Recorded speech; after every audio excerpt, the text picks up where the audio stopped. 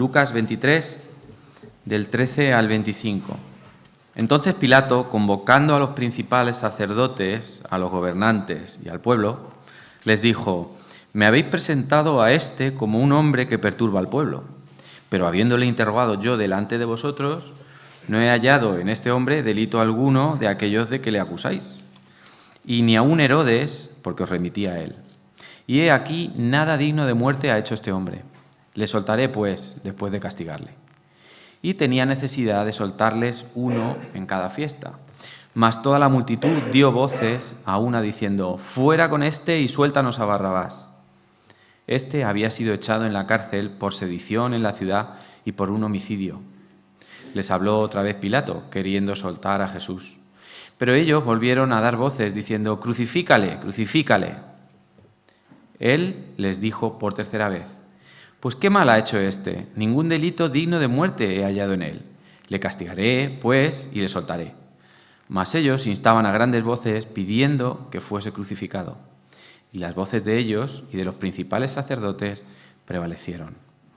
Entonces Pilato sentenció que se hiciese lo que ellos pedían, y les soltó a aquel que había sido echado en la cárcel por sedición y homicidio, a quien habían pedido, y entregó a Jesús a la voluntad de ellos.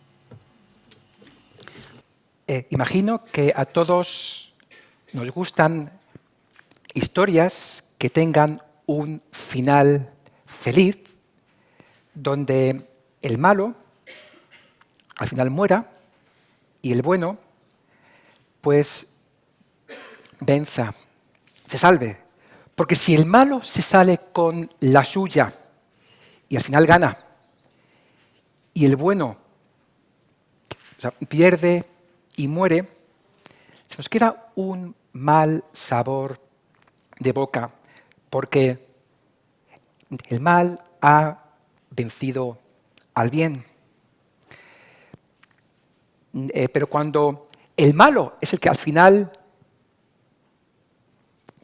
pierde y muere, y el bueno es quien se salva, todos nos alegramos porque el bien ha vencido y ha triunfado sobre el mal.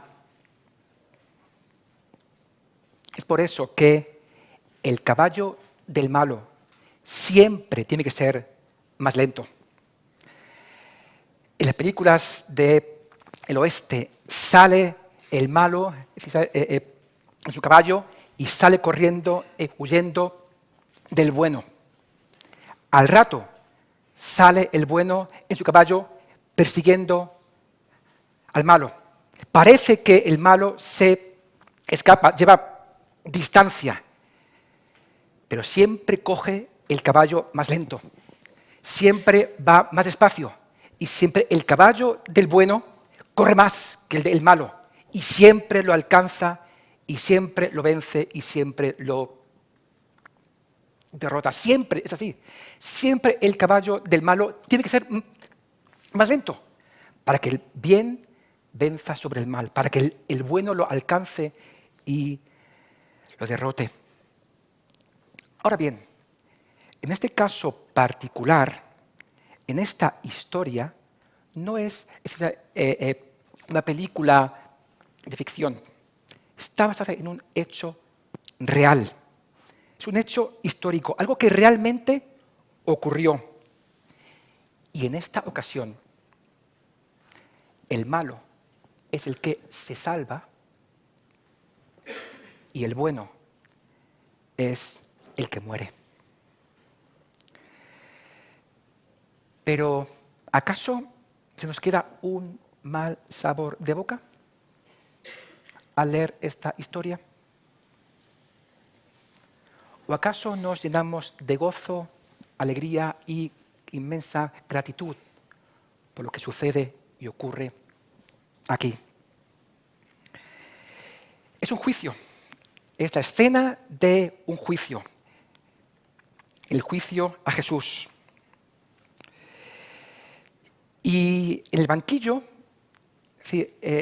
hay dos acusados. Uno de ellos es Barrabás, el culpable, y otro es Jesús, el inocente. ¿Quién era este Barrabás que aquí aparece? Barrabás era un bandido, un ladrón, un preso famoso, que era bien conocido por todo el pueblo. Nos dice el versículo 19, Barrabás, había sido echado en la cárcel por sedición en la ciudad y por un homicidio. Sedición es un levantamiento o alzamiento colectivo y violento contra la autoridad o el orden establecido. Barrabás era un violento que cometía actos de vandalismo, que se sublevaba contra la autoridad establecida, contra el orden público, y además era un criminal que tenía sus manos manchadas de sangre. Había cometido homicidio. Pero también Barrabás era el jefe de una banda de delincuentes y de asesinos, y quizá era el cabecilla de todos ellos, pues el pasaje que tenemos paralelo en Marcos, capítulo 15, versículo 7, nos dice lo siguiente.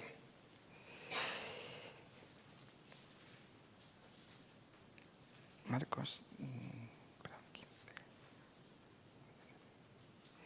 Y había uno que se llamaba Barrabás, preso con sus compañeros de motín que habían cometido homicidio en una revuelta. Podemos quizás imaginar o suponer, yo soy de esa opinión, que los dos ladrones que fueron crucificados con Jesús, uno a la derecha y otro a la izquierda, quizás eran compañeros de Barrabás y miembros integrantes de esa banda. Podemos suponerlo. Así que Barrabás, por tanto, era culpable de robo, de revueltas, sedición, asesinato, y estaba en la cárcel, estaba preso, esperando a ser sentenciado a muerte juntamente con el resto de sus compañeros. Y otra vez podemos suponer, quizás, que esa tercera cruz, la cruz en la cual fue crucificado el Señor, era la cruz donde debía haber sido crucificado Barrabás. Si esos ladrones fueron puestos cada uno en las otras dos cruces, quizá esa tercera cruz, la del medio, era para Barrabás. Posiblemente era así. Así que este era Barrabás, el culpable. ¿Quién era el otro acusado, sentado también en ese banquillo? Era Jesús, pero el inocente. El Señor Jesús es santo. Toda la Escritura da testimonio de ello. Isaías, como nos citaban esta mañana, dice que nunca hizo maldad ni hubo engaño alguno en su boca.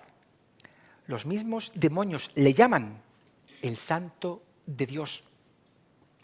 Los ángeles, antes de nacer, dicen que es el santo ser que nacerá. La mujer de Pilato habla de él como ese justo. Uno de los ladrones dijo en la cruz que él, Jesús, nunca hizo maldad. El mismo Jesús desafió a los fariseos diciendo: ¿quién de vosotros me redarguye de pecado? ¿Quién podía acusarle? Nadie, ninguno. El apóstol Pedro habla de él como el santo y el justo. El apóstol Pablo dice que no conoció pecado. El autor de la epístola a los Hebreos dice que siempre amó la justicia y aborreció la maldad, que fue tentado en todo, pero sin pecado, que era santo, inocente, sin mancha, apartado de los pecadores. Y el apóstol Juan dice que no hay pecado en él. Todo un recorrido por diferentes autores y pasajes. Todos hablan de la inocencia de Jesús. Y Jesús fue sometido a un juicio. Este es uno de los juicios. Herodes y Pilato juzgaron a Jesús y ninguno de ellos encontró delito alguno en él. El pasaje que tenemos en Lucas 23:15, ni aun Herodes dijo: he aquí, nada digno de muerte ha hecho este hombre. Y Pilato, después de haberle interrogado, dice en el 14, no he hallado en este hombre delito alguno de aquellos que le acusáis. Incluso Pilato tuvo que preguntar a aquellos que estaban acusando a Jesús, lo tenemos en el 22, pues qué mal ha hecho este. Ningún delito digno de muerte he hallado en él. Así que Jesús fue sometido a juicio no solo por un juez, por dos jueces, y ninguno de ellos encontró delito alguno en él. Ante la justicia humana, él era inocente, no había hecho nada malo, nada que mereciera ser castigado, y por esa razón, es decir, no solo no debía haber sido condenado a muerte, como fue, sino que digamos, ni siquiera debía haber sido sometido a juicio, aunque lo fue. Esta escena, la del juicio de Jesús, debió ser algo asombroso incluso hasta los mismos ángeles del cielo, porque aquel que un día vendrá a juzgar al mundo, que será el juez de este mundo, se dejó juzgar y condenar. Aquel de cuya boca un día el mismo Pilato escuchará su sentencia, soportó en silencio que se pronunciara una sentencia injusta contra él. Fue sometido a juicio el Señor Jesús. Y es que había un propósito especial en esta declaración pública de la inocencia de Cristo. Estaba a punto de ser ofrecido como sacrificio por nuestros pecados. Por tanto, era justo y conveniente que aquellos que lo examinaron pudieran afirmar que era inocente e intachable. Era justo y conveniente que, siendo el Cordero de Dios, fuera declarado por aquellos que le iban a matar como santo, sin mancha y sin contaminación. Sus mismos jueces y sus mismos enemigos no pudieron encontrar ninguna tacha, ninguna falta, ni probar nada en contra suya. El Señor era inocente, a diferencia de Barrabás, que era culpable. Así que el banquillo de los acusados. Barrabás, el culpable, y Jesús, el inocente. Pero ¿cuál es, digamos, la sentencia que dicta ese tribunal? Era la fiesta de la Pascua judía y, según nos dice el texto, había la costumbre de liberar a uno de los presos, el que el pueblo eligiera y quisiera. Puede que fuera porque en la fiesta de la Pascua judía se celebraba la liberación del pueblo de Israel de la esclavitud que había en Egipto. Y quizás de ahí la costumbre para liberar uno de los presos de la esclavitud que tenían en la cárcel para, de un modo, festejar su propia liberación de Egipto. Quizás era esa la costumbre, aunque no se sabe cuál era el motivo. Entonces, en esa ocasión, cuando Pilato preguntó al pueblo, tal y como lo encontramos en Mateo, ¿a quién queréis que os suelte? ¿A Barrabás o a Jesús llamado el Cristo? El pueblo, siendo instigado por los principales sacerdotes, pidió a gritos a Pilato que liberase a Barrabás y que crucificara a Jesús. El apóstol Pedro lo pone de un modo más dramático. Él dice en Hechos 3:14, mas vosotros negasteis al santo y al justo y pedisteis que se os diese un homicida. De esta manera, Barrabás, que era culpable y que merecía ser crucificado, fue liberado. Mientras que Jesús, que era inocente y que merecía ser soltado, fue crucificado.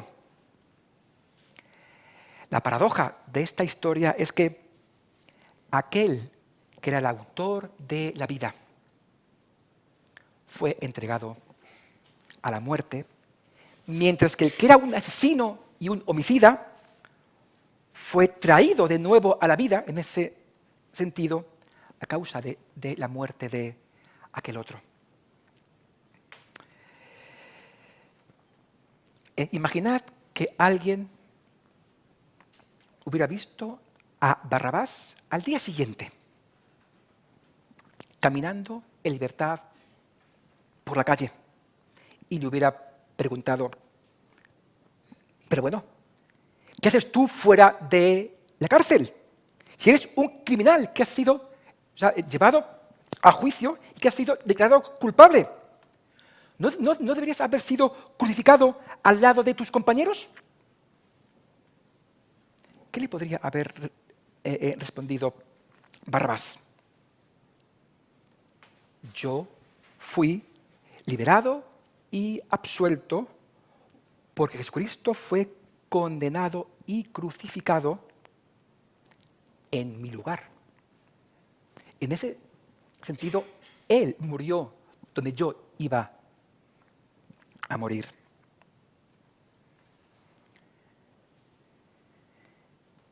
¿Cómo se aplica esto a nosotros? Esta liberación que aquí vemos en Barrabás no es sino algo que tipifica el plan de la salvación de Dios.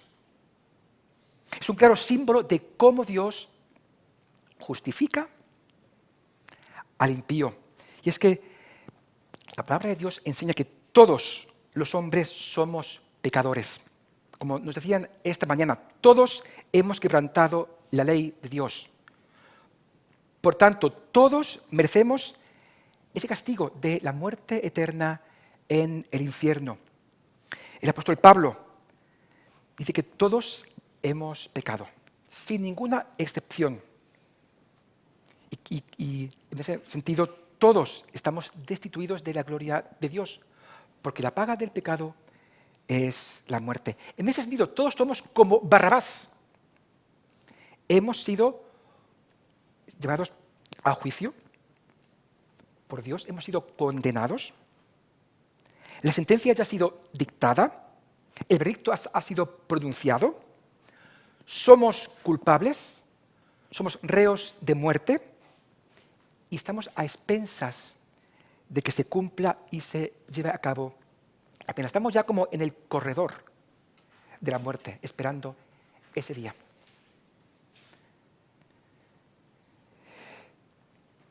Pero, Cristo se ofreció a sí mismo por nosotros. El justo por los injustos, para llevarnos a Dios. Cristo, que era justo, santo y perfecto, tomó el lugar de los injustos, que éramos nosotros, sufriendo a favor nuestro. Fue cuando éramos pecadores que Cristo padeció y murió por nosotros. Él tomó nuestro lugar en esa cruz. Sufrió el castigo que nosotros merecíamos. Murió por nosotros. Sufrió el infierno por nosotros. ¿Para qué? Para que pudiéramos ser librados y salvos de esa condenación. En ese sentido, su obra fue una sustitución. El uno por el otro. Él por nosotros. Él en nuestro lugar. Pero para que esto fuera posible, Cristo tuvo que hacerse culpable. Tuvo que hacerse culpable. Para que todo el peso de la ley y de la ira de Dios cayera sobre él, tenía que ser considerado culpable, siendo él inocente. Así que, como dice el apóstol Pablo, el que no conoció pecado por nosotros fue hecho pecado para que nosotros fuésemos hechos justicia de Dios en él. Fue él el que cargó con nuestros pecados sobre sus hombros, como si fueran suyos propios. Y fue él declarado culpable para que tú y yo pudiéramos ser salvos y ser declarados justos, para que fuéramos absueltos. En ese sentido, su obra fue una justificación. Él, declarado culpable, para que fuéramos nosotros declarados justos delante de Dios. Pero Cristo no solo cargó con nuestros pecados, pues si eso fuera poco, y no solo tomó el lugar que nos correspondía en esa cruz, sino que nos dio a cambio su justicia perfecta. Los creyentes hemos sido justificados. Hemos sido declarados justos porque hemos sido revestidos de esa justicia de Cristo. La justicia de Cristo ha sido imputada a favor nuestro, puesta en nuestra cuenta. De tal manera que a los ojos de Dios ya no somos vistos como pecadores, sino que somos considerados como justos.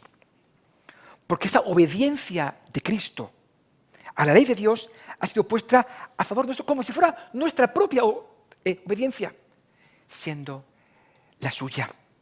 En este sentido, su obra es una imputación, pues sus méritos son los nuestros. Su obediencia es la nuestra. En Cristo, Dios puede decir ahora del creyente: no encuentro en él falta alguna. Si eres creyente, si estás en Cristo, Dios puede decir de ti: asombroso, no encuentro en él falta alguna. Asombroso. Así que la obra de Cristo, una sustitución, justificación, imputación de su justicia a favor nuestro. Ahora bien, hay diferencias entre lo que Cristo hizo a favor de Barrabás en ese sentido y lo que hace a favor nuestro. Hay dos diferencias muy importantes. Se puede decir que Cristo sufrió esa muerte física en lugar de Barrabás, pero de poco sirvió a Barrabás, porque después tuvo que morir cuando le llegara su hora, tuvo que morir. Pero Cristo sufrió la muerte espiritual y la muerte eterna en nuestro ese lugar para darnos la vida eterna. Para que tú y yo no tengamos que sufrir el infierno nunca, jamás. Esa es una diferencia. Y la otra es que Cristo, digamos, sí que murió por los delitos que Barrabás había cometido hasta ese momento, en esa ocasión. Es decir, cuando fue liberado, Barrabás, si volvió a las andadas y volvió a cometer sedición y homicidio y volvió a ser apresado y llevado a la cárcel, si eso ocurrió, ya no iba a estar ahí Jesús otra vez para ir a la cruz en su lugar. No, ya no. Es decir, ya no iba a estar ahí Jesús para otra vez dar su vida por él, no. Pero Jesús, cuando murió, Él murió por todos nuestros pecados, pasados, presentes y futuros. Qué consolación saber estas cosas.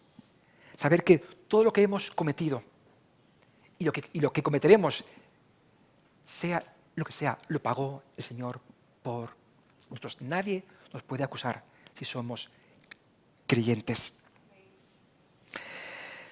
Todos somos pecadores, por tanto. Todos estamos bajo ese juicio de Dios. Todos somos culpables porque todos hemos quebrantado esa ley de Dios. Todos estamos condenados. Y nuestra única manera de ser salvos es que haya uno que tome nuestro lugar en la cruz. Ya sabréis qué cántico cantaremos, ¿no? Al final. Uno que muera por nosotros, que sufra el castigo que merecemos. ¿Has hallado tú a esa persona? ¿Has encontrado a ese sustituto en tu lugar? Si no es así, ten por cierto que te tocará a ti. Tocará a ti. ¿Has sido justificado delante de Dios? Si no es así, ten por cierto que aún eres culpable delante de Él. ¿Tienes la justicia de Cristo? Si no es así, ten por cierto que aún estás en tus pecados. No descanses hasta que puedas decir, sé que merezco el infierno, pero también sé que Cristo ha muerto por mí, que por medio de la fe en Él, al final estaré con Él en el cielo. Y podría decir amén a lo que acabo de decir, pero este no es el final de la historia. Sí, es cierto que Lucas acaba este capítulo con la muerte y sepultura de Jesús. Pero no acaba su evangelio ahí. Esto es como las series. Aún no estamos en el último capítulo. Queda un último capítulo. Capítulo 24 de Lucas. Jesús, sí, fue entregado a la muerte. Sí, Él murió. Sí, fue sepultado. Pero al tercer día resucitó de los muertos. Se levantó victorioso. Venció al pecado, al diablo y a la muerte. Porque al final, el bien siempre triunfa sobre el mal. Siempre triunfa sobre el mal. Aparentemente, el malo se salva y el bueno pierde. Pero ¿cómo acaba la historia? El bien triunfa sobre el mal. El bueno, que es Jesús, vence a la muerte y sale en victoria. El martes pasado, en Cataluña, tienen la costumbre de regalar un libro y una rosa. El libro es porque es el día del libro, el día 23 de abril. Y la rosa es hay una leyenda, bueno, ellos celebran, San Jordi, que es una leyenda en la que había un dragón, que no sé si vivía en el Mont Blanc, creo que Javi lo puede corroborar. Ese dragón tenía una princesa a la que iba a devorar, la hija del rey, pero llega San Jorge, un caballero, y con su espada mata al dragón, acaba con él y en la sangre pues, brota un rosal rojo, y de ahí la costumbre de regalar rosas. Pero a lo que voy es al hecho de que siempre hay un caballero que vence al malvado y se lleva a la chica. Y eso es lo que vemos siempre en los cuentos, en las películas, en las historias. Siempre está el bueno, el héroe, que aunque parece que va a perder y a fracasar, siempre consigue vencer, es decir, al malvado, y se casa con la chica, ¿no? Y es decir, esas leyendas, esos cuentos, esas historias, ¿qué son? Sino un pálido reflejo, pero reflejo en sí de ese símil, de esa historia, de la historia con mayúsculas, de la verdadera historia, de la meta-historia, la historia que tenemos en este libro. ¿De qué va todo este libro? ¿Qué historia recorre todo este libro? No es la de aquel que es nuestro héroe, nuestro caballero, nuestro príncipe, nuestro rey, que al final derrota al diablo, a esa serpiente antigua, y rescata a la iglesia y se casa con ella. De eso va esta historia, de eso va este libro, de esa historia con mayúsculas. Así que siempre el bien vence al mal, siempre. ¿En qué bando estás tú? ¿En el de Barrabás o el de Jesús? Pilato dio al pueblo para que escogiera. ¿A quién queréis que os suelte? ¿A Barrabás o a Jesús?